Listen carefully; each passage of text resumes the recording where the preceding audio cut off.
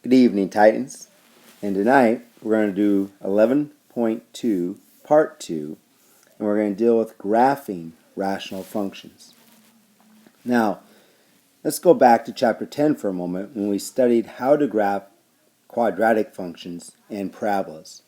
Remember, to graph a parabola, you are given the equation, what we called vertex form, where the HK identified the vertex, and then a number out in front of the parentheses decided the shape and whether it was reflected or not reflected. Well, if we look at this example right here, this is a quadratic. Again, it's raised to the second power. So the graph would be a parabola. Our vertex would be at 1, 2, and then we could use a t-chart and we'd pick values and it would look something like this, right? So again, because the vertex is 1, 2, the graph shifts 1 unit to the right and 2 units up. Keep this in mind because the same ideas are going to be useful when we're graphing rational functions. First of all, the definition of a rational function. Again, a rational function is y equals p divided by q, where p and q are polynomial functions, and q, or the denominator, cannot equal 0. In our section, p and q will have a degree of 1 or 0. So here are some examples of what a rational function will look like. For example, y equals 5 divided by x, or y equals 3 divided by the quantity x plus 2, and then y equals negative 2 all over quantity x minus 5. Now, if you recall what Mr. Spoker spoke about yesterday a little bit, is that it's real important to know what's going to make each of these denominators equal to 0, because we have to exclude those values from our graph. All right, and so if we look here, if this was 0, that would make it undefined. If x was a negative 2 here, that would make the denominator 0, which would make the graph undefined. Excuse me. If x here was 5, 5 minus 5 would be 0, and that would make that fraction undefined. And so, again, it's going to be real important to help identify those types of things. So, first of all, a couple real important definitions that we'll need to have. A vertical asymptote. And again, Mr. Spilker spoke about this a little bit yesterday. But vertical asymptotes occur at values of x for which the function is undefined. Now, there is one exception to this, and that's when there is a hole, and we may talk about that at a later date. The other type of asymptote is a horizontal asymptote. And this occurs if the function approaches a specific value of y when x approaches infinity or negative infinity, meaning as x gets really large, like we plug in 100, 200, 1,000, a million, or if we plug in negative values of x, like negative 100, negative 1,000, negative 1 million. As we do that, what does the value of y approach? To graph rational functions, always figure out the asymptotes first. Then you can plot specific points. So if we consider f of x, and again remember f of x is the same as just y equals 1 over x. This is the parent graph for rational functions. The value, if x is 0, would make it undefined, and so we'd have a vertical asymptote at x equals 0, which is that line. And again, as x approaches very large numbers, so if I plug 1,000 in for x, 1 over 1,000 is a small number. 1 over a million, if I plug a million in, even gets smaller. And these values are getting closer and closer to 0. They'll never be 0, but they're getting closer and closer to 0.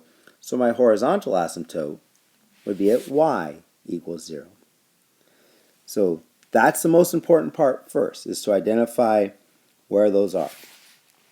once we've now we're going to plug values in for x. So we're going to plug values that are on the left side of the vertical asymptote. If we plug in a -3, 1 divided by a -3 would be a -0.3 repeating. If I plug in a -2, 1 divided by -2 would be -0.5. If I plug in a -1, 1 divided by -1 is a -1. If I plug in a -0.5, 1 divided by a -0.5 is a -2. And so we get these points, which then when I graph it, it looks like this. Again, the graph won't touch the asymptotes. It'll become closer and closer and closer to it, but it won't actually ever touch the asymptote. And then we do values on the right side. And again, this is a symmetrical graph, and so it will look very similar to the other side. Now we'll go into this a little bit more in a couple other examples. So again, these are the types that we're going to have to be able to graph. And so this is what we call asymptote form, because again, the h and the k will tell us the vertical asymptote and the horizontal asymptotes. The value of h comma k is the center of this graph that we just graphed. So here's an example of a problem. Again, this could just be y equals 2 over x plus 3 plus 2. So the vertical asymptote would be a -3. Again, it's the value that makes the denominator 0, so that'd be a -3. Or you can just think of it as the opposite of that number. And then the horizontal asymptote would be a +2. Again, as x gets really large, this part of the function is going to go to 0. So then 0 plus 2 is 2. So those are the first two things I graph. I graph the vertical asymptote at a -3, the horizontal at y equals 2, and now I'm just ready to plot a couple points.